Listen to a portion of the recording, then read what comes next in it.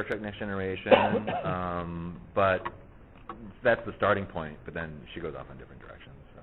And actually, I mean, I know people have asked you again about strong female superheroes, but what about Jade and bringing her over, or even the original Theo? Jade, correct me if I'm wrong, isn't she kind of complicated? Isn't it like future, alternate universe? I mean, she becomes complicated, but I mean, at the basic level, she's just a jail daughter. Okay, well, I don't know, we didn't go that way. Okay. No, we could have, but we didn't go that way. So. You mentioned something yesterday during your press for DC Universe. You were saying you didn't want to be disparaging of the original DC Comics source material, but you said one of the logistical problems that you had was finding stories that were in the comic books that would actually suit an animated project. Do you find that to be true as far as Green Lantern as well, or are there any particular storylines or sequences that might have popped out? There's a lot of good, I mean, because Green Lantern's been around for so long, and there have been so many people have taken a shot at it. No, I mean, there's a wealth of good story material in terms of jumping off points. There's some of the bigger sprawling events in Green Lantern history are a little bit beyond the scope of what we can do in the series because we only have so many hours or half hours to devote to it. But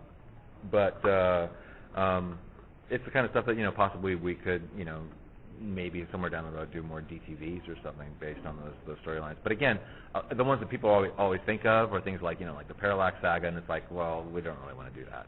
We spent DC spent a lot of time in the last couple of years building Hal back up to be a big hero. We don't want to necessarily do the story where he becomes this huge villain. That would seem kind of a little counterproductive. So anyhow. So what do you think actually of the DC reboot? Honestly, I've been too busy to read much of it, so I don't really have much to say about it one way or the other. Okay, no opinions either way of rebooting the old from the new? I'll let it go. Good job. Yeah, obviously we have the Green Lanterns, Red Lanterns. You mentioned the other color spectrums there. Walkers and the Blue Lanterns. Will you be hitting on all of them? Like a lot of people use the orange. A lot of them. Probably. And, okay. A lot of them. Okay. A lot of different colors. Sapphire. Maybe. And I mean, are you also going to flesh out the Guardian's personalities? I really liked how you had the different, the fatherly Guardian and also the grumpy Guardian. Are we going to kind of see more of that disparity? Definitely. The Guardians, I think, are actually really interesting characters. It's kind of like James Bond with like 8 M's, and each one of them has a different personality. So, I mean, we won't flesh all of them out because frankly, there's like, I can't remember how many there are, 12, I think. But some of them are just going to be placeholder Guardians, frankly. But there's a number of the Guardians who will get some significant screen time and character development. Yeah. You mentioned at the start of this conversation about doing this as a CG project. Did you have to change your whole production model that you've sort of perfected over the last several years with previous shows in order to do it this way, or did your sort of production model still sort of fit into the way you're doing it now? We were able to modify some things that we had done from our 2D process, but no, it's quite a different production model. I mean, there's a lot more work that goes into CG, basically just in terms of you have to be really smart about how many, because you have a limited number of assets per show. It's like you're only allowed to build X number of new characters per episode and X number of locations, and even the specific locations you have to be real smart. You can't afford to build every single one of them. Some of them will be full 3D models that you can move around. Some will be partial models with matte paintings and or matte projections and things. So it's really, really different. In 2D, it's kind of unlimited. It's like if you need a new location, you just paint it. You just design it, paint it, and send it overseas, and they just do it.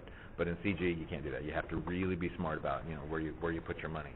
This is a naive question, but to some extent, a lot of the projects that you've done previously in 2D, a lot of the sort of highlighting and shading and modeling that you had done on the characters was more or less to give them the 3D effects, wasn't it?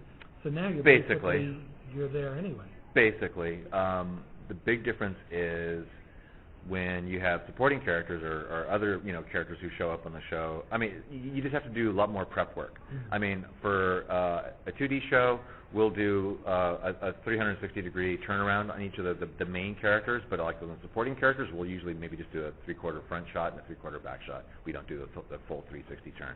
But in CG, you have to do a 360 turn on everybody, and you have to do what they call A and T poses, which is the character basically standing there and lifting their arms so they see where the joint goes. And for all the locations, you have to give them basically what they call an orthographic view, which is like, you can't just give them just the pretty money shot. You have to like give them like a blueprint, like a down shot, like a map that shows, okay, the corridor extends this far, and there's the desk, and there's the thing, and you have to kind of like actually get your slide rule out and kind of figure out how far apart they are from it. It's like, it's a nightmare. So yeah, so there's a lot more just kind of, you know, really specific, you know, things that have to go into it to make it all, you know, consistent So be and careful producible. what you wish for. Yeah, yeah. Are there? You mentioned there would be some other characters randomly maybe making cameos. Are there any DC characters that you wanted to use but they wouldn't let you for any reason? Nope. Nope, they're pretty agreeable. Anytime we wanted to use a certain character, they go, yep, go ahead. Oh, right on. And I know you're not going to bring in the League, but the one thing I always thought about interesting about the Lantern Corps versus Justice League is that there was never any complication between the relationship. So if Justice League needs John Stewart, he's there, and vice versa. I mean, would you ever, even though you said you're not going to bring in the League, would you show some type of conflict between how allegiance to the Corps and other activities? Conceivably so. I mean, that is something that we've actually discussed further down the road. You know, if we are lucky enough to get a second season or a third season, you know, we've talked about the possibility of, you know, because you don't want to just, if we get a second season, we don't want to just do a repeat of what we did in season one. So it's like, okay, where can we take the show next?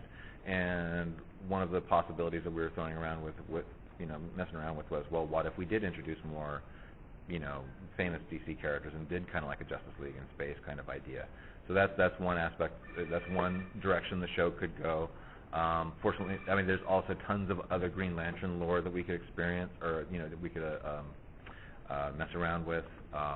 So it's all open, you know, anything's possible. Okay, great. Before the executioner comes and shuts us down, what are you happiest with on this series in terms of what you set out to accomplish versus what you were able to do?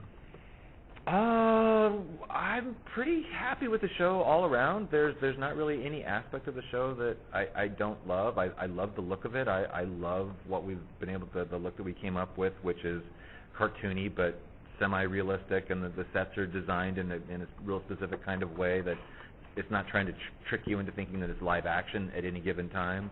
I love the score. We found a really brilliant young composer named Frederick Weidman to do the music for the series, and he's awesome. Every show sounds like a feature film. I love the cast. I love working with Josh and with Kevin Michael Richardson, and Grey Delisle is amazing. It's like, man, it's like we use her to death because she's just so versatile. It's like she can do anything. She can play old women. She can play little babies. You know, it's like, wow, and everything in between. So every aspect of the show has been, you know, so far has been very, very satisfying to me. All right, thank you. Cool. Quick. Sure. Great, thanks. Sure.